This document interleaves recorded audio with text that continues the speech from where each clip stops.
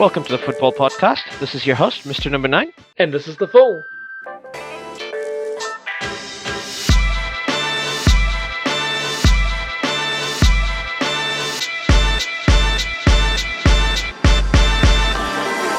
Hello, everyone. We hope today finds you all healthy and safe. We're nice and cozy down here in Auckland, New Zealand, enjoying our fourth level 3 lockdown. Fourth? 1, 2, 3, 4. Fifth, sort of. Fifth.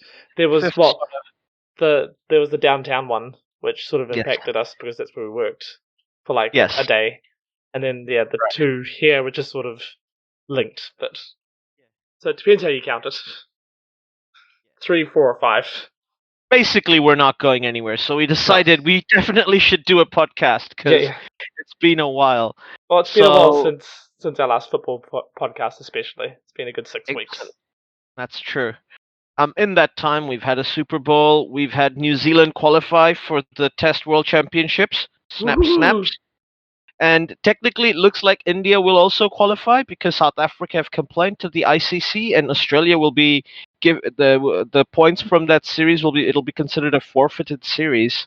Oh, really? Oh, right, yeah. Australia's tour of South Africa. So Yeah, those yeah. points will be given to South Africa, which will decrease the percentage points for Australia and let India qualify, which I think is fair. Just putting it out there. I'm not being anti-Aussie. I think India have been the best team in this Test Championship, World Champ, other than when they got thrashed by New Zealand, which happens to everybody, unfortunately. That sort of has they happened to have everyone. been like the best Test team in the world. Yeah. In the last 3 or 4 years.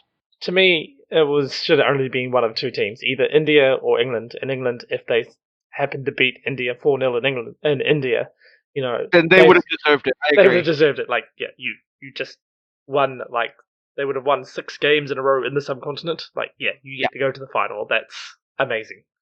But yeah, then the Indian grounds were like, yeah, no, you're not winning these ones in England. Without starting a cricket podcast, I think, what do you think about the whole grounds debate? Because we happily put up green tops here in New Zealand, and I don't have an issue with, because I don't think it was terrible, really bad, and also like England had spin bowlers. Yeah. They could. You're going to the subcontinent. Take spin bowlers. Like that. And What England the had pitches are going to do. bowlers. And the batsmen just didn't apply themselves. I thought, a lot of people were saying, like they got out playing and missing to balls that went straight. Like, okay, I understand mistakes happen and they get compounded when you think there's demons in the pitch, but that's not really India's fault. No, or the groundskeeper's fault. No. And India are one of those teams that do not complain about foreign pitches when they come. Like New Zealand have given them a dog's breakfast so many times when they've come to tour here, and they've never complained. Well, there's about the pitches. Like a little bit of like, yeah, it's pretty green, but that's about as far as it goes. And like, yeah, and like, everybody's entitled to say that. Like, that's not a gripe. I mean, yeah, exactly. I mean, there was the test earlier in the summer where at Hamilton, where basically you panned across the field and you're like, where's the pitch? It's just all infield. Like, there is no. It was that green. And I think England won that toss and didn't choose to bat first, which is like the crucial error. Yeah. That's how they lost that game. Like, that was a bat first pitch. I don't understand why you wouldn't bat first on a pitch like that.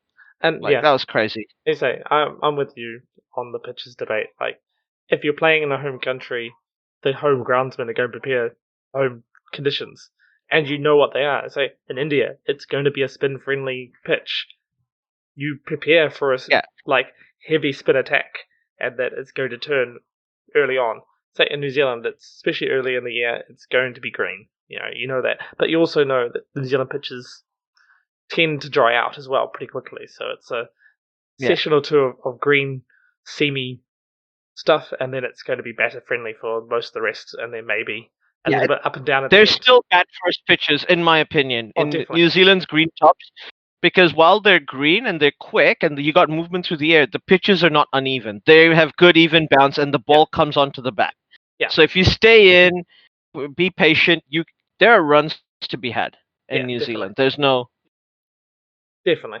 And I think I, that's I shown think every Virat time. Kohli complained about that when they toured New Zealand last. Yeah. That the batsmen were not applying themselves. Yeah. That was his complaint. It was his own batsman. Like, look, you just have to Yeah. don't ignore the color of the pitch and just bat like it's a Yeah. proper pitch, and you're fine. Exactly. Yeah. Um, But anyway, moving on to the football. Last we spoke, the top four has changed slightly since then. We have the two clubs from Manchester City, who I predicted, I think, to take it away and start going in towards the top of the table, which they have. I think none of us are surprised by that. Like, they got all their bad games out of the way, and they went through that run where they had a lot of injuries by playing ugly ball and winning. yeah. And that's the form of champions, in my opinion. Like, that's what you need to win. Like, play badly and still win. Yeah, exactly. That wins you championships. Exactly. I think the only thing that we could say we were surprised about is just how far Man City's gone ahead. Like, we knew they were going to be there. It was going to be City, United, Yeah. Leicester is going to be that top three battling it out, and that Yeah. this last 6 weeks we're going to determine it. But City have just won all those games, and so they're just like, "See you guys, we're winning this. We're done. We're off." Yeah. I So, think with 11 games to go, we can call them almost champions elect at this point. That's pretty close. Pretty close, 14-point lead. 14-point lead, yeah, with 11 games to go. That's going to take a lot of hauling back. Yeah. And Leicester are not far behind. So United and Leicester are basically fighting for that second place spot. Yeah. Neither of them will want to take Champions League qualification for granted, especially Leicester after last season. Yeah. So I am. I think though it's probably a bit too far for West Ham and Chelsea at this point to catch up, even though they do have a game in hand. Yeah. It is. West Ham could easily sneak in a third if one of those two teams start playing really poorly. Yeah, I was gonna say it is a close chasing pack. I mean, West Ham 45 points, Chelsea 44, Liverpool 43, Everton 43, even Tottenham 39. That's 11 points from Leicester, but still 4 through 7. You know, that's only 7 points back from Leicester. And so Spurs, I think, more importantly for them, are a game behind 2 games. West Ham. A game behind. Are they 2 games or a game behind West Ham? A game behind West Ham and 2 games behind Leicester. That's right. But to get that fourth place spot, if they win that game in hand, 42, then they get to 42, which puts them well into the Champions League conversation. At this stage, they wouldn't even qualify for the UEFA Cup unless they won the FA Cup. Yeah. So they say the game in hand, so. Yeah, and in that similar position, we've got Aston Villa, Arsenal. Yeah.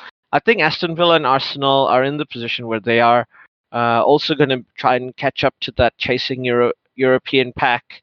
Well, Aston Villa, Tottenham, and Everton all have got that extra game in hand as well, whilst Arsenal's on 26 games. So they're a little bit further off the pace because they're only on the same amount of games as West Ham and Chelsea and Liverpool. So, and they're a good 8 points behind West Ham. So that's looking less, and their form hasn't been stellar. They've won 2 out of the last 5 games, so it's it's looking more and more harder for Arsenal to creep up in there. I think so too. I think Spurs, they have too many issues in the dressing room. I think there are problems with Mourinho. By the way, I am not one of those people who are predicting the downfall of Mourinho and he'll never come back. Absolutely not. Definitely be back. But he'll definitely be back. I'm just saying that it was a tough job at Spurs, but this could be his first club where he doesn't win anything. Yeah.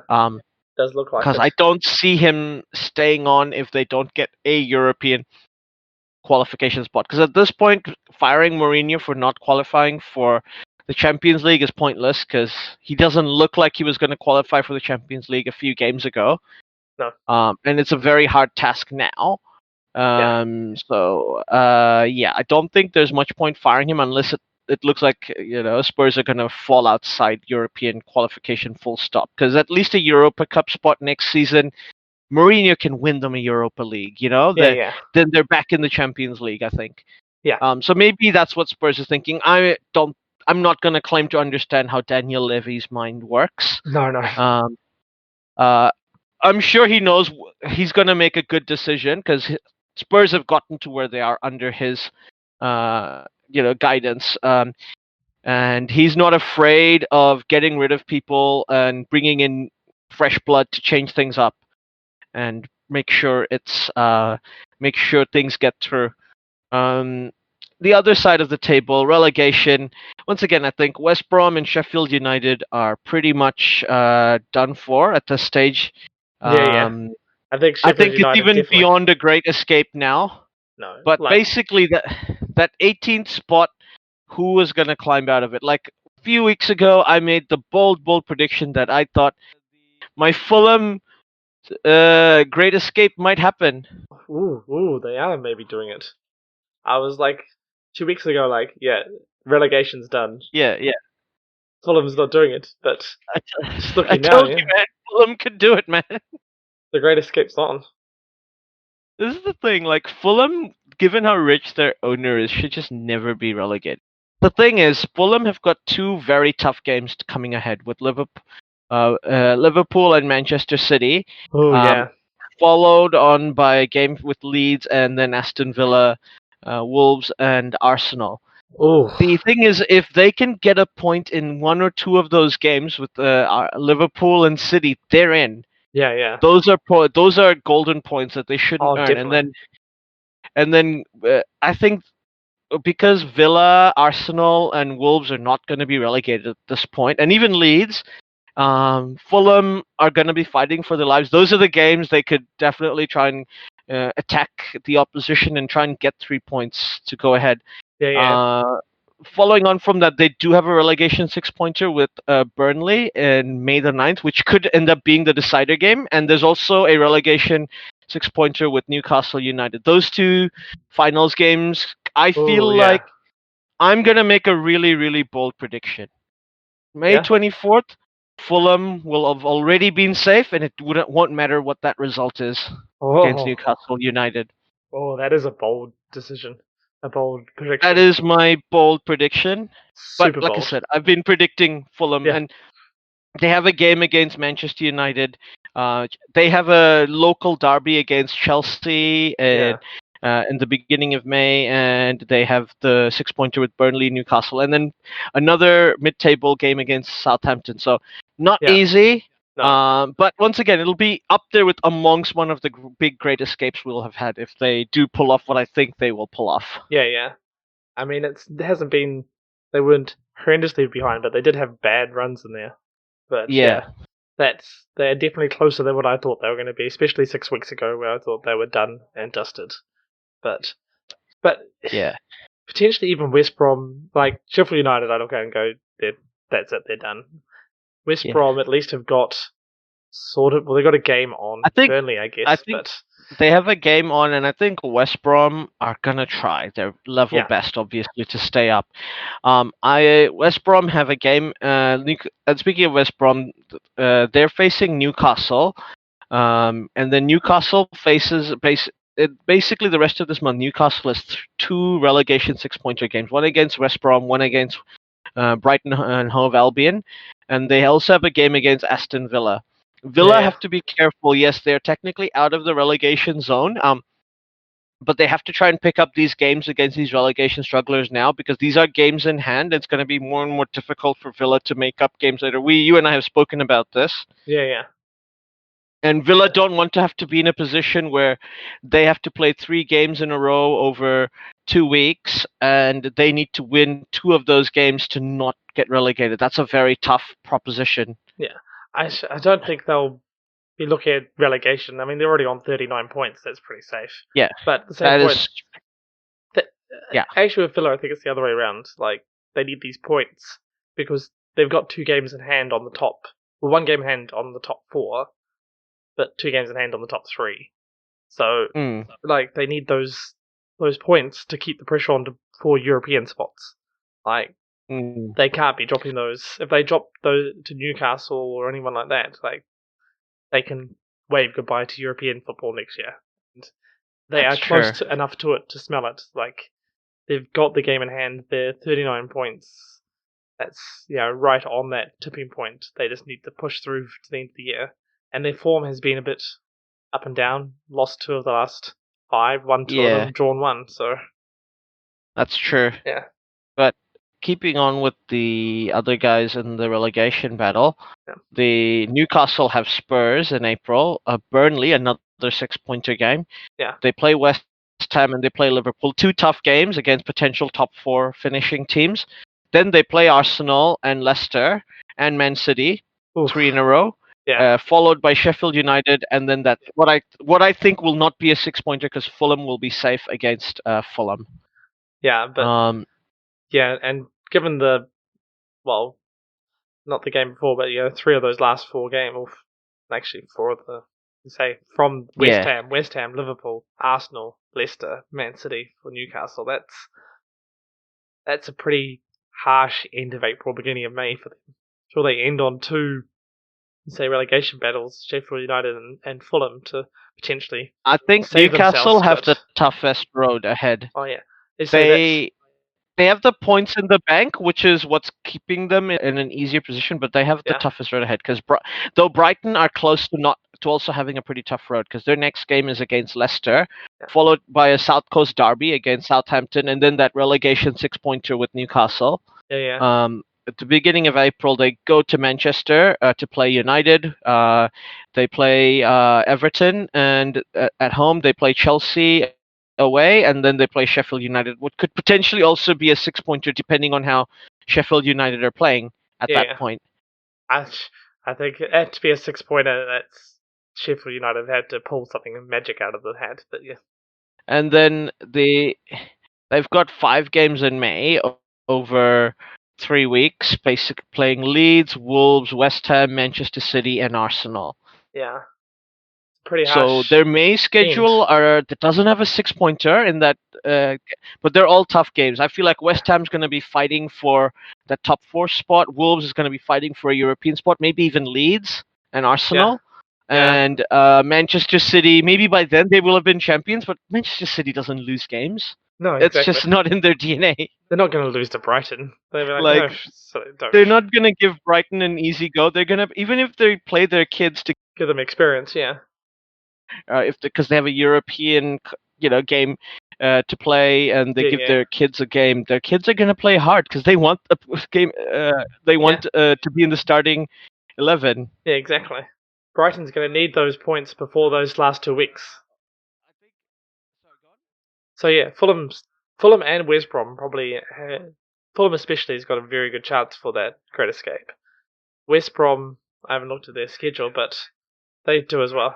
Fulham, but I Yeah, think we should discuss Burnley because they're still in that relegation dogfight. yeah, Technically, I think they will be safe because of the experience they have, but they have the game against Arsenal, a game against Everton, but only 2 games left in this month, so that's a pretty good schedule for them. yeah, yeah, Um, so they should have their players nice and rested up before they play Southampton, who might get into the relegation dogfight because they've had a pretty bad few weeks rather. They play Newcastle at home, which is a game they can win. Uh, Man United away and Wolves away. 2 potentially tough games, and then a tough game against West Ham at home. And then they play Fulham, Leeds, Liverpool, and Sheffield United. But I feel like by the time they're even playing Fulham, Burnley will probably be mathematically safe. yeah, yeah. Like it's gonna be one way or the other at that point, right? Yeah. Either Yeah, I it's don't think that'll be a dogfight for Burnley. I think maybe at that point Burnley will need a draw in their next 4 games to yeah, yeah, stay up, sort of thing. yeah, And they still have a game against Sheffield United at the end to yeah. Unless because and unless because everything before that's just gone horribly, horribly wrong for Burnley. yeah, of course. Yeah. Like, yeah, you're right. That's just not going to. It's going to get to the point where they should be fine. Yeah. I feel like because Southampton could also still fall into this relegation dogfight. Well, yeah, but they've absolutely fallen off. Wheels have fallen off for Southampton, haven't they? They have. And with Southampton, like I said, I don't think they necessarily will. But they've got a game against Sheffield United next, which is that's going to be a tough game because Sheffield United are trying to stay up. They're playing Brighton and Hove and Manchester City, and then they're playing Bournemouth in the FA Cup. So bunch of South Coast derbies there for them to play, and then they've got in April they've got Burnley, West Brom, and Crystal Palace. Yeah. No easy games there. They've got in the last month they've got Leicester, Liverpool, Fulham, Leeds, and West Ham. And potentially a bunch of these teams are chasing European or fighting relegation. Yeah, that's a pretty scrappy end for them, really. I sort of feel once again that come May they should have themselves sorted out one way or the other. Either it's Yeah. dogfighting time and they'll just have to scrap it out, or they've got it sorted. I say it. Same with you. I don't think they'll really fall into the relegation fight because it's still a good. I suppose it is only 7 points off Fulham, Mm. but and they have been so bad recently. Like I feel like they've been at 30 points since before Christmas. Like Yeah, I feel like the next pack, Crystal Palace, Wolves, the Leeds, they're all close to the around the mid 30s, so they Yeah. should have enough points to go above 40 points, which should be enough to not be relegated. especially this year. Like Yeah, especially with two teams like absolutely terrible. yeah, That actually no. That is the opposite. Usually, if you have two teams that are absolutely terrible, you might have an 18th place team that has as high as 43 or 44 points. I I think West suppose. Ham once got relegated with 45 points Oof. because there was a Derby team that year which had only 9 points. Oh yeah, that's right. Good point, actually. Yeah, if there's lots of points being lost to the lower down, then it Yeah. pushes that threshold a whole lot higher. But at the same Yeah. point, like I don't see Fulham, Newcastle, Brighton, Burnley getting much above 40 points. So Mm. like I think you say that And next tier up, Crystal Palace, Wolves, Leeds. It's only a couple of wins. I think if you're forcing me to choose, if you're forcing me to choose, and because I've already said that I think Fulham are making the comeback and making the great escape, and I think as much as I hate to say it, West Brom will go down and Sheffield United will go down. Both teams that I have a very soft spot for.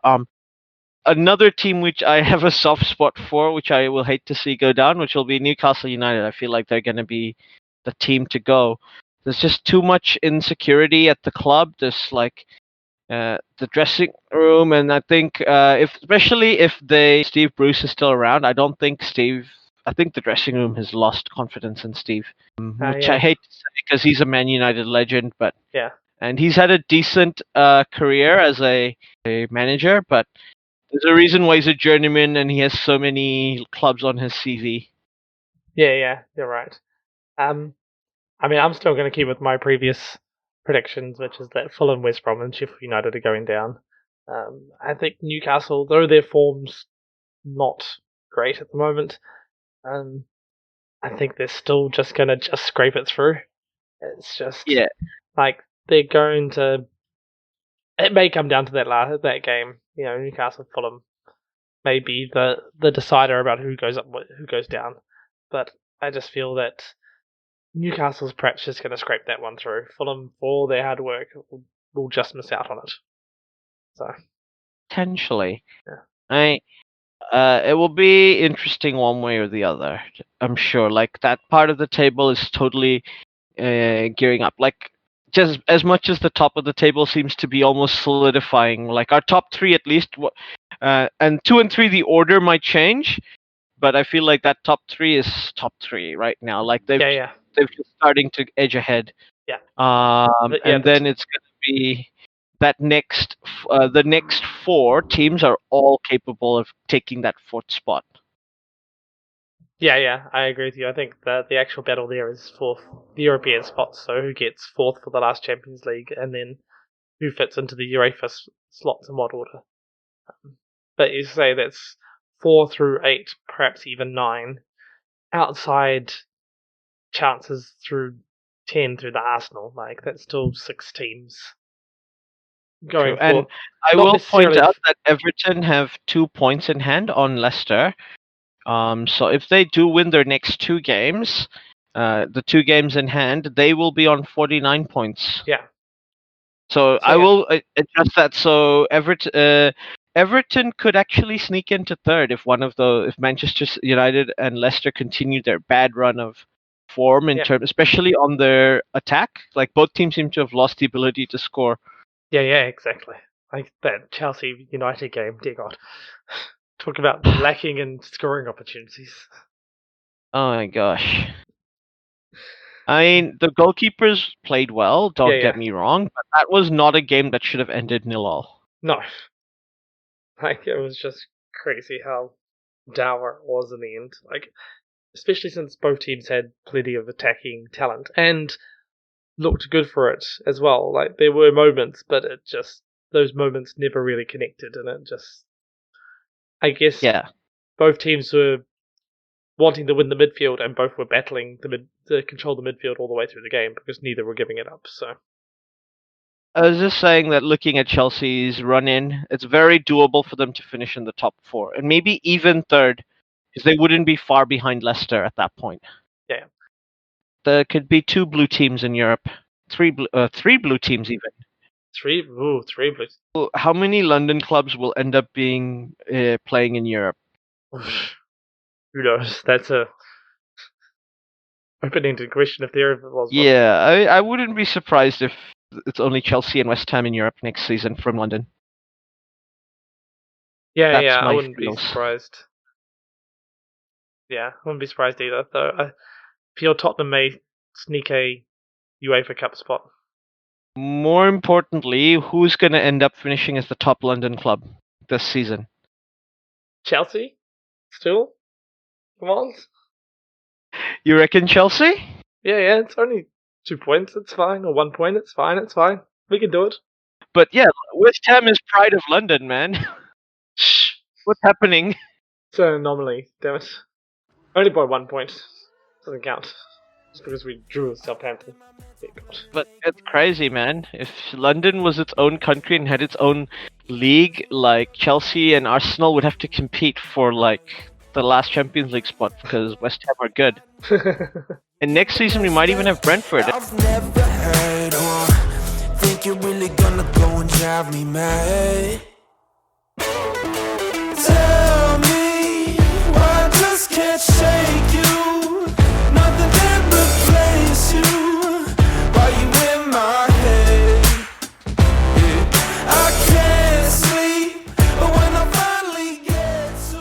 So all this idea about talking about a London team, there's a few rumblings going on in football, as we know. FIFA has announced that any player playing in a European-wide club competition or a European Super League, as they're nicknaming it, will not be allowed to play in the World Cup, which tells me 2 things. There's definitely going to be a European Super League at some point. And those players are definitely going to play in the World Cup. Yes. It seems unlikely that can be legally sound. I don't think FIFA can just tell people they can't play the competition. It would be like against their right to work wherever they want, etc., etc. Countries can't just be like discriminating because they happen to work at a different club if they qualify to play for that country. It would be a big barrel of worms legal. Yeah, legal I don't challenges and think. the rest. I think crazy. pretty much every country in the world today, barring a few, would have legal issues about you can't just discriminate against me because of where I work. Yeah. So it's not going to be feasible. It's not even just UEFA, like Europe. It would be America. It would be South America. It would be Asia and Africa as well, and Oceania, of course. Yeah. So it wouldn't be enforceable anywhere. Now, if an European Super League is inevitable, like what's the main thing we dislike about this? And FIFA, I think, are correct. They don't like the idea because they don't think it's competitive, and they think a closed league, which doesn't allow new members in and doesn't have that pathway system, is actually going to stagnate the sport, which I 100% agree with. Yes, definitely. So while I'm sure FIFA are not doing it for puristic football reasons, they want the money. Let's be honest here. Yeah. Definitely, they definitely We want the money. we shouldn't also count out that their arguments are sound. Now, I've given this a lot of thought. So now I want to clarify before I begin here that I like our current structure. I wouldn't change it. But if Yeah, change yeah. is gonna come, us as fans, we need to like promote ideas of what we think it should be changed into, because otherwise they're just gonna make the decision for us. And I will always clarify that. Look, we should keep the current system the way it is, but if this is financially unsustainable, as a lot of these owners are saying, and they're just leaving too much money on the table, blah blah blah. I don't know enough about finance or economics to say one way or the other when it comes to these football clubs. But you know, we should say what we think would be a good structure, and maybe they'll listen. But Maybe. Well, if we don't say, they're not going. They're just going to yeah, do what's best for them, right? Which is just going to be fully about how much money can they make. So yeah, may as well make it a good fan sport as well by yeah, putting yeah. ideas out there. My main thing is, if we're gonna have a European Super League, we need to have some form of relegation promotion. I ideally think they were talking about a 16-team league. I think that's way too few. I Yeah, think we way need too it. few for all of I Europe. think, Yeah, yeah, I think a 20-team league at a minimum. yeah, And how I would implement this structure of 20-team leagues, because I think that you could easily support 4 divisions. But I'm happy to leave it at 2 and to be expanded later into 2 more divisions yeah, yeah, as we propose it. Now, the main idea here is that the UEFA already has what they call their UEFA coefficient, which they use to rank all the clubs based on their performances in yeah, the yeah, last 5 years. And I think that's a pretty good indicator of what clubs should be in this top 20. Like, yeah, the yeah, other plus side of this is, of the 20 clubs that are in that top 20, I think the 12 members of the the League of European Super Clubs, as I'm going to call them, the top club people, they are all in there already. yeah, yeah.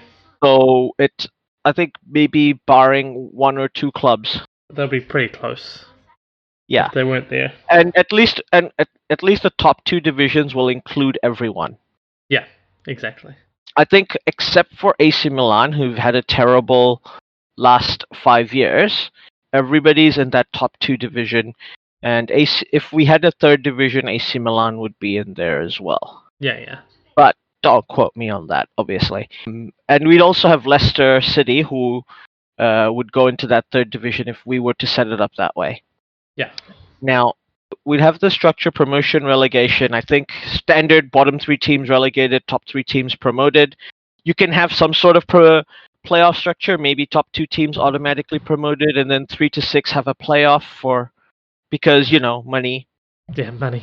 Yeah, exactly. And that makes sense, I guess. But the other part of this is, I think at least I think the second division should have something like that, because that's going to be like the richest game in sport kind of thing, right? Like Yeah, how the yeah, yeah. championship playoff is right now. Now, what comes under these division is what is really important. So I would keep the Champions League as is, but the Champions League would basically work as a competition which feeds into those top tier. So, in my opinion, the 2 finalists of the Champions League would automatically get promoted into the league, and the 2 losing semi-finalists would have a playoff to decide. Because once again, money. Money. Yeah, um, and the relegated teams would go back to their respective national leagues. They yeah, would be promoted to we'd have a rule that they're promoted to the top division of that league, but whether or not they get a Champions League spot is up to their local FA. And I think most of the local FAs would go, "Nah, you have to play a year yeah, yeah, and yeah. earn that spot." So there would to make things more interesting, I think a lot of these clubs with their national cup competitions, your FA Cups, your Copa del Reys, and all that, they could still compete in these cup competitions. I think English, the clubs would, any countries that have League Cups, Scotland, France, and England, the teams playing in the European leagues wouldn't play in that league because they're technically not in the English league system anymore. They're in the wider European Yeah. league system, so that would make sense. And I had an idea for another European top tier cup competition, which would be like a Europe-wide FA Cup. So you'd have every team that qualified in the Europa Cup, the Champions League, and all top four divisions competing for in a straight knockout competition. So maybe the teams in the various top leagues get buys until maybe the first division gets buys until the fifth round, and then you go into quarterfinals. I mean, it's a structure that works itself out. I haven't quite worked out the jinx there, but I think just having another trophy, that's a European trophy for them to go for the clubs to go for in that top four in those top four divisions is good. Yeah. You say it makes it sort of like the country nation leagues at the moment, which generally have a cup competition running alongside the league as well. Yeah. So basically, you'd qualify. You'd play in a European Cup. You'd play in your league if you were in the, and then you have the option of whether you choose to play for your nation's cup as well. Yeah. And I think that's plenty. 3 competitions. That gives everybody a thing. I think I would keep the Europa League. I'd keep the EFL League, the Europa Conference that they're deciding for the more lower ranked countries who don't qualify for Europa. And basically those guys would get spots in this this knockout cup because that's the whole romance thing. You want to have the lower division clubs potentially have a knockout game and knock out a big giant. Like that's what this is for. Yeah. So it's the Cinderella story, right? Sometimes you get that. What I like about this structure is technically every club who's in a UEFA member country can technically go in the ladder and go one day perhaps end up being European champions or world champions, as I've thought of this as well.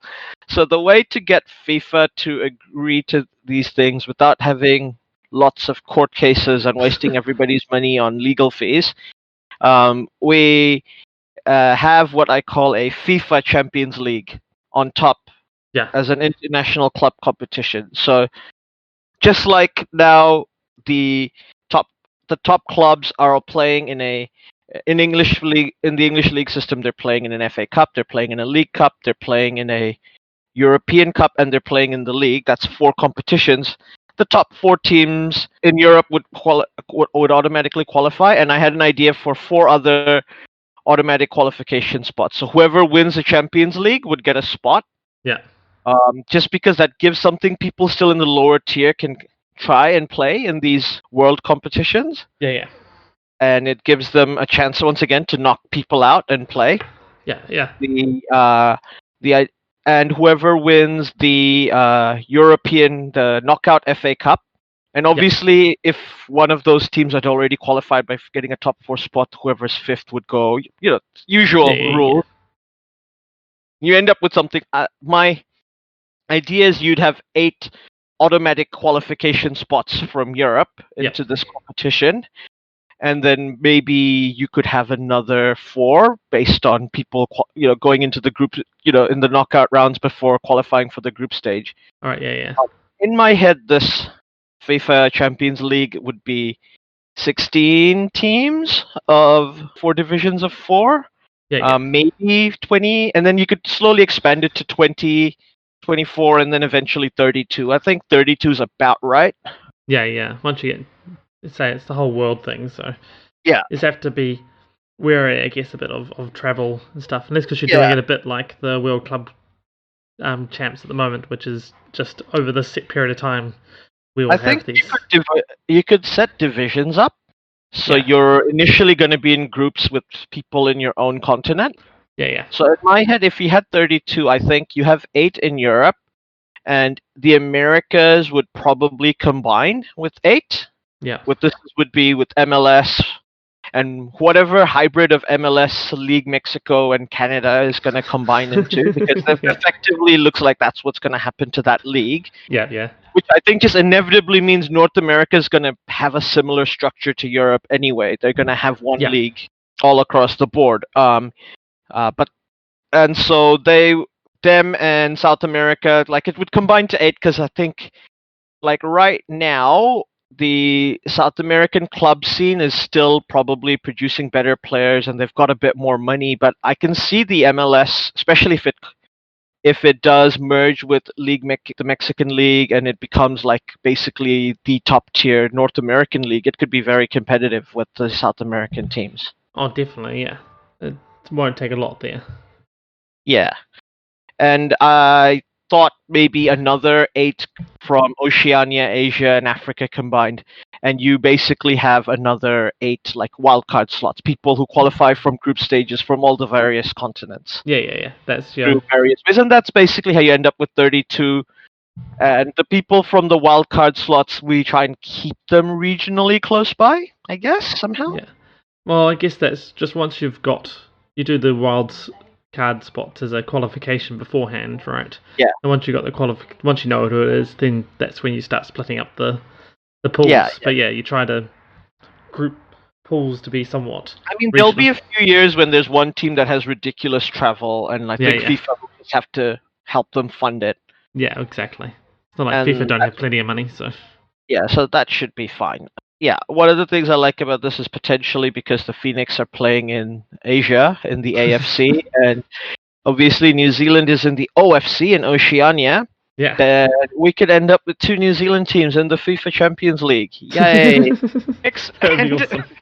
Waitakere FC play in the world FIFA Champions League, representing 2 different continents.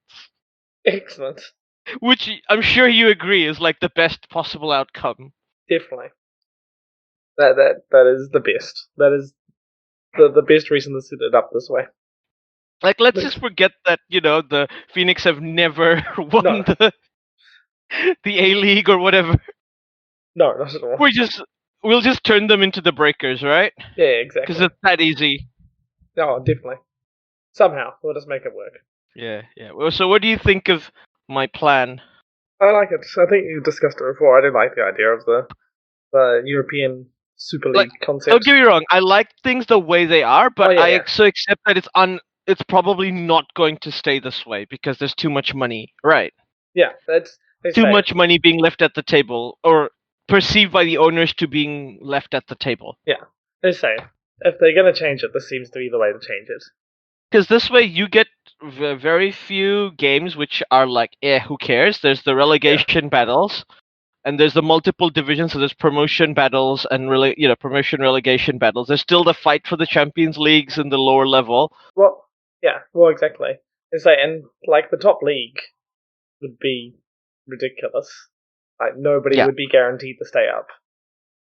Yeah. In that league, like you get down to 20 as Napoli and Lyon at 19, Ajax, like they're teams that can beat the other teams that are above them easy. Yeah. So, it doesn't take a lot. It's going to be really competitive. Second league is Leipzig, Salzburg, Benfica. Like, these are all top teams. Yes. Like, say down the Monaco. Even the third ones, Schalke, Bruges. And I also kind of like that there's a Ukrainian team in the top division, but not a Russian team. Like that would be funny. That is it, buddy. So yeah, man, that's fine. And then you say you've still got the standard stuff now. I mean, it does, but it's going to happen anyway. Like, it does devalue the Champions League and the things. But yeah, I mean, eventually I could even see it grow to something like a 4-division 80-team top league. Because I think then you have a lot of variety, and like the teams that would regularly stay in those bottom divisions are still, they kind of fit it. Like teams like your Fenerbahces, your Galatasarays. Yeah, even if you go down to 80, like you read up, these are all teams that play in some sort of European competition as it is, pretty much. Yeah. So it's not like they're not used to flying around Europe, playing all over the place anyway. But the only reason I'm thinking they might not do that is because it's still kind of... Europe is small enough that you can travel, as long as there aren't too many teams on the east coast of Russia. Like the year Vladivostok get promoted to the top league is when you're like, ah, fuck.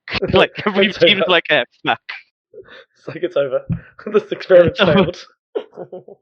They might even end up having to introduce a rule that teams on the Asian side of Russia that are within a certain amount of time zones away have to like play in like their neighboring countries' competition, which for Russia would be China or Korea, or Then I guess this precedent is set because like Kazakhstan is technically in UEFA, right? And they have AK Astana have qualified for like decent levels in Europa League before. Oh yeah, there you go.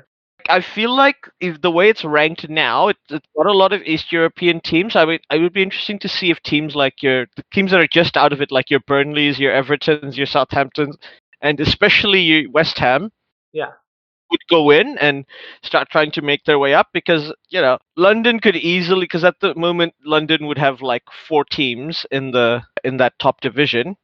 Yeah.